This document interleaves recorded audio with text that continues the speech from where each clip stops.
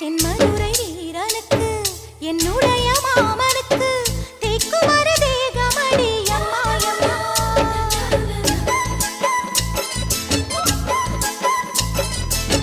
மாமன் பெற்ற பெண்ணுனக்கு மையெழுதும் கண் எதுக்கு என்னை வந்து கொல்லுதடி அம்மா அம்மா.